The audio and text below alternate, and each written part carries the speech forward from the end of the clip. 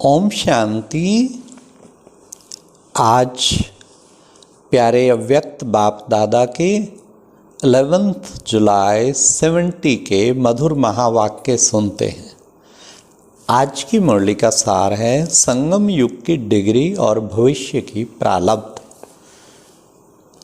आज के महावाक्यों में मीठे प्यारे बाबा ने कहा कि संगम युग की डिग्री कौन सी है, विशेष जैसे कि सार भी सुन रहे हैं, वो डिग्री कौन सी है जो संगम युग पर मिलती है। फिर बाबा ने उसी को और स्पष्ट करते हुए डिग्री प्राप्त करने के लिए 5 बातों में फुल बनना पड़ता है। वो 5 बातें कौन सी हैं, और फिर ज्ञान के भंडार बाबा ने और एक गुह्य रहस्य खोला कि नाजुक समय चल रहा है, तो नाजुक समय में क्या करना है। और लास्ट बाबा ने हम बच्चों के सामने यह भी स्पष्ट किया कि इस सृष्टि के कल्याणकारी तुम बच्चे कब बनोगे। तो सुनते हैं 11 जुलाई 70 के अव्यक्त बाप दादा के मधुर महावाक्य। आज बाप दादा सभी स्टूडेंट्स की पढ़ाई बाद क्या क्या डिग्री प्राप्त की है वह देख रहे हैं। इस पढ़ाई की डिग्री कौन सी मिलती है, डिग्री मिलनी है व मिली है। पढ़ाई के बाद डिग्री मिलती है ना, तो इस संगम पर आपको क्या मिलेगा, संपूर्ण फरिश्ता व अव्यक्त फरिश्ता। यह है संगम युग की डिग्री। समझे, सबको बाबा ने समझाया क्या डिग्री मिलनी है, संपूर्ण फरिश्ता व अव्यक्त फरिश्ता। ये बाबा ने कहा ये डिग्री है संगम युग की। और दैवी पद है भविष्य की प्रारब्ध, वो भविष्य में, लेकिन संगम युग पे डिग्री संपूर्ण अव्यक्त फरिश्ता। तो अब की डिग्री है संपूर्ण अव्यक्त फरिश्ता। इस डिग्री की मुख्य क्वालिफिकेशन कौन कौन सी है और कहाँ तक हर स्टूडेंट इसमें क्वालिफाइड बना है। जितना क्वालिफाइड होगा उतना ही औरों को भी क्वालिफाइड बनाएगा। देखा जाता है ना किन किन क्वालिटीज में क्वालिफाइड है। तो यहाँ मुख्य क्वालिटीज में एक तो देख रहे हैं, अब सुनिए ध्यान से, कौन सी 5 क्वालिटीज हैं जिसमें क्वालिफाइड बनना जरूरी है, तब ये डिग्री सहज मिल जाएगी। जैसे होती है ना कोई डिग्री के लिए कुछ सब्जेक्ट और उसमें मार्क्स, तो बाबा ने कहा मुख्य क्वालिटीज में एक तो देख रहे हैं कहाँ तक नॉलेजफुल बने, और नॉलेजफुल के साथ साथ फेथफुल, सक्सेसफुल, पावरफुल और सर्विसेबल कहाँ तक बने हैं। 5 बातें बताई ना बाबा ने, नॉलेजफुल, फेथफुल, सक्सेसफुल, पावरफुल और सर्विसेबल। इतनी क्वालिटीज अगर सभी में आ जाएं तो फिर डिग्री मिल जाएगी। फिर नॉलेजफुल का अर्थ बताया बाबा, एक एक अर्थ भी स्पष्ट करेंगे ना। नॉलेजफुल अर्थात बुद्धि में फुल नॉलेज की धारणा, और फिर कनेक्शन बताया जितना नॉलेजफुल होगा उतना ही वह सक्सेसफुल भी होगा, सक्सेसफुल भी बनेगा ना। जितना नॉलेजफुल होगा उतना ही सक्सेसफुल भी होगा। सक्सेसफुल ना होने का कारण क्या है, फेथफुल कम। फेथफुल अर्थात निश्चय बुद्धि। एक तो अपने में फेथ, और दूसरा बाप दादा में, और तीसरा सर्व परिवार की आत्माओं में फेथफुल होना पड़ता है। जितना फेथफुल बनकर निश्चय बुद्धि होकर कोई कर्तव्य करेंगे तो निश्चय बुद्धि की विजय अर्थात फेथफुल होने से सक्सेसफुल हो ही जाता है। ये बाबा ने उसका बताया, फेथफुल और निश्चय बुद्धि, स्वयं में पूरा निश्चय, पक्का 100% मैं करके दिखाऊं। अरे कौन मेरे साथ है? बाबा में भी निश्चय, स्वयं में भी, और दैवी परिवार में भी निश्चय। सभी सक्सेस तो होते हैं, लेकिन सक्सेसफुल हैं, पावरफुल हैं या कम हैं, यह देखना है। फुल हैं या कम है, ये चीज़ देखनी है। जो इन सर्व गुणों में फुल होगा उनको ही संपूर्ण अव्यक्त फरिश्ता की डिग्री मिलती है। अभी है बहुत नाजुक समय, अभी नाद से चलने का समय नहीं है। वे नाज तो बचपन के थे। अगर नाजुक समय में भी कोई नाजों से चलेंगे तो रिजल्ट में नुकसान ही होगा। इसलिए अभी क्या करना है? संहारी मूर्त बनना है, विकराल रूप धारी बनना है। तो अब दिन प्रतिदिन नाजुक समय होने के कारण संहारी मूर्त बनना है। संहार भी किसका? कहीं कहते हैं मैं संहारी मूर्त हूँ, तो मुझे जानता नहीं। अरे भाई, एक दूसरे पे संहारी मूर्त नहीं बनना। अरे देख मेरा विकराल रूप, और फिर गुस्सा करने लग जाएंगे। बाप दादा ने कहा विकराल रूपधारी, आज तक तुमने मुझे प्रेम स्वरूप देखा, मेरा दूसरा भी देख। ये तो फेल है, माया का दास।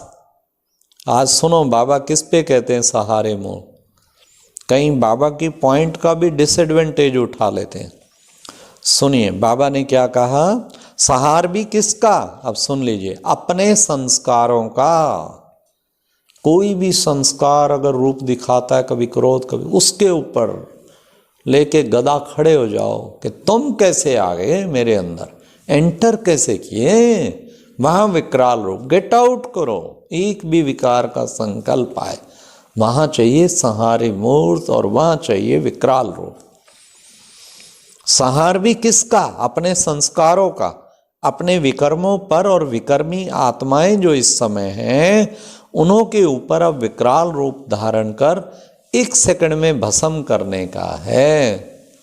शंकर के लिए कहते हैं ना, 1 सेकंड में आंख खोली और विनाश।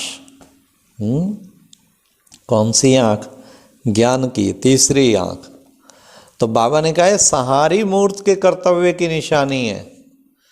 कोई के भी ऊपर विकराल रूप बनकर दृष्टि डाली और उनके विकर्मी संस्कारों को भस्म कर दे। जैसे हमारी दादियाँ, बहुत भाई बहन सुनाते हैं, हम दादी को मिले और बस दादी दृष्टि दिया, मेरा तो खत्म हो गया वो संस्कार फॉरएवर। ये है संहारी मूर्त की स्टेज, ये है विकराल मूर्त की स्टेज। तो विकर्मों और व्यर्थ कर्मों, विकर्मियों के ऊपर अब विकराल रूप धारण करना है। अब स्नेही मूर्त भी नहीं, अब तो काली रूप चाहिए। इन विकर्मों पे, इन विकारों पे, व्यर्थ पे विकराल संहारी रूप चाहिए। अब लास्ट समय है। अब तक अगर विकराल रूपधारी नहीं बनेंगे तो अपने विकर्मों और विकर्मियों का सामना नहीं कर सकेंगे। विकर्मों, व्यर्थ संकल्पों को व विकर्मियों के विकर्मी चलन को अब समाना नहीं है, लेकिन संहार करना है और स्नेह को समाना है, शक्ति रूप को प्रत्यक्ष करना है। तो बाबा ने कहा एक एक बोल विकर्मों और विकर्मियों को खत्म करने वाला हो। फिर बाबा ने कहा शक्तियों की नज़र से विकर्मी आत्माएं कंपायमान होंगी। किससे? अपने विकर्मों से। सचमुच हम देखते हैं बाबा के सेंटर पे कोई अगर ऐसी विकर्मी पाप आत्माएं आती हैं, कांपने लग जाती हैं। उनकी दृष्टि से दृष्टि नहीं ली जाती और कपकपी छूट जाती है। दुनिया में बहादुर बने होते, लेकिन वहाँ बड़ा मुश्किल हो जाता। ये है बाबा ने कहा विकराल रूप, काली रूप की स्टेज। तो आप संहारकारी बनो और जल्दी जल्दी संहार करो। बाबा ने कहा कहाँ कहाँ श्रृंगार करते संहार को भूल जाते हैं। श्रृंगार तो बहुत किया, लेकिन अब संहार करो। मास्टर ब्रह्मा भी बने, पालना की, श्रृंगार किया, लेकिन अब पार्ट है संहार का। शक्तियों के अलंकार और शक्तियों की ललकार। शक्तियों के किस कार्य का गायन है? सुनिए अब, शक्तियों के किस कार्य का गायन है? घुंघरू की झंकार। वाह, प्यारे बाबा ने क्या सुंदर आज चित्रण किया। घुंघरू की झंकार। सभी अपने को देखो ऐसे ही घुंघरू की झंकार करने वाले हैं हम। तो घुंघरू की झंकार, घुंघरू डालकर असुरों पर नाचना है। वाह, नाचने से क्या होता है? जो भी नीचे हो गए ना, दब कर खत्म हो जाएगा। काली को हमेशा दिखाते हैं असुरों पे नाचते हुए। निर्भयता और विनाश की निशानी ये घुंघरू की झंकार है। ऐसे नहीं कि पांडवों ने नहीं किया। हाँ, कहीं सोचते हैं काली, ये सब दुर्गा, ये तो शक्तियाँ, हमने हमारा क्यों नहीं। सुनिए बाबा, पांडव भी शक्ति रूप हैं। शक्ति रूप तो आत्मा रूप में सारे ही है ना। पांडव भी शक्ति रूप हैं। शक्ति रूप में दोनों आ जाते हैं। तो ये तीनों कर्तव्य प्रैक्टिकल और प्रत्यक्ष रूप में चल रहे हैं। अब कमजोरों का काम नहीं है। सुन लीजिए, ध्यान से सुनना। मैदान पर कमजोर नहीं आते, शूरवीर आते हैं। शूरवीर, शूरवीर। जैसे गुरु गोविंद सिंह जी कहते थे ना, चिड़ियां तो मैं बाज लड़ावा। ये शूरवीरता के निशानी। मैदान पर कमजोर नहीं आते, शूरवीर आते हैं। तो मैदान पर प्रत्यक्ष होने का समय। शूरवीर शक्ति रूप बनकर प्रत्यक्ष रूप में सामने आओ। जब इस रूप में प्रत्यक्ष होंगे तब क्या होगा? तब क्या होगा? प्रत्यक्षता।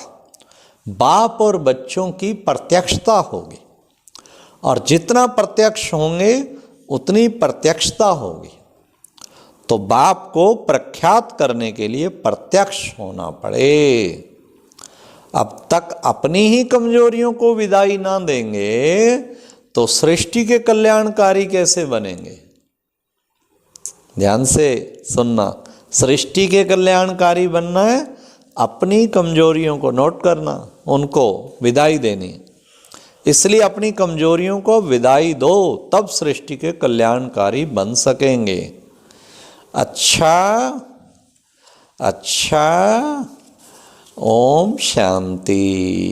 आज बाबा ने कितनी अच्छी बात, घुंघरू की झंकार। आजकल यही चल रहा है ना विशेष। रोज रावण को 5, कभी काम विकार, कभी क्रोध, कभी लोभ, कभी मोह, अहंकार, इन सब पे झुंघरू, ये करो घुंघरू की झंकार। इन असुरों पे नाचना है, सबको खत्म करना है। कितना सुंदर प्यारे बाबा ने स्पष्ट किया। और विशेष बाबा ने कहा अव्यक्त फरिश्ता की डिग्री लेनी, वो धुन लग जाए, उसके लिए बाबा ने नॉलेजफुल, फेथफुल, सक्सेसफुल और पावरफुल और साथ सर्विसेबल। अच्छा, ओम शांति।